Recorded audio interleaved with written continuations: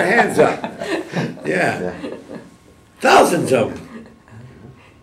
And I said, well, we're still on the beach. And he said, what the hell are they turning them over to us? What are we going to do with these guys? Good thing the engineers came and put these barbed wire all around. And they slept on the ground there for a couple of days until we put them on the ships and took them back to England.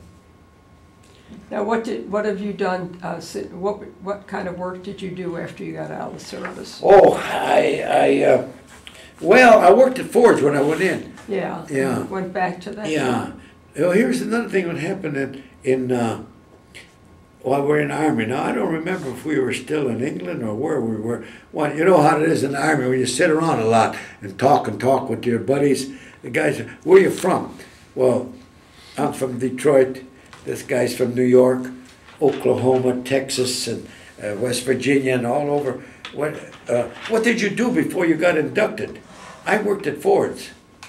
Although I worked in construction a lot, shovel, gravel, and mixer, and I can lay block and brick, little brick. I worked in construction, see, when I come out. But then, the reason I became a barber, my father was a barber, I had tools at home. Oh. See? So, so you were a barber? Me and my brother, I cut hair in the Army too. Cut a lot of guys, give him a trip, because my father was a barber in Italy. Mm-hmm. But when he come here, he got to work at Chrysler and then Ford's. So we had tools at home. So me and my brother, we chop each other up once in a while. and then when I got in the Army, I had a pair of scissors at home. I'd cut guys' hair sometimes in a barrack. Never pay me anyhow. Some guys would get shipped out and I'd never see them again, you know. But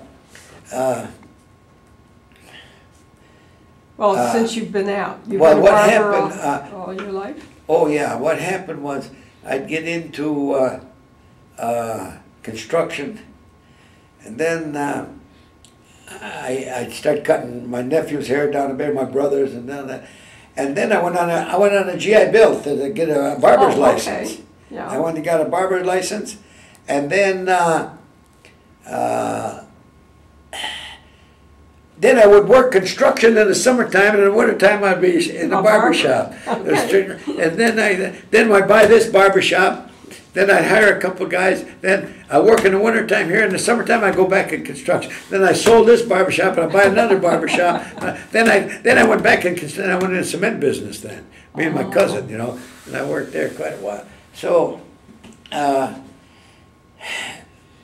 anyhow, back and forth. I ended up, I should have went back to Ford's. I always just well, you seem to have done all right. Well, yeah, but I wished I would have been retired now, because now I'm still working? I'm still doing 2 or 3 days. Well, now it's just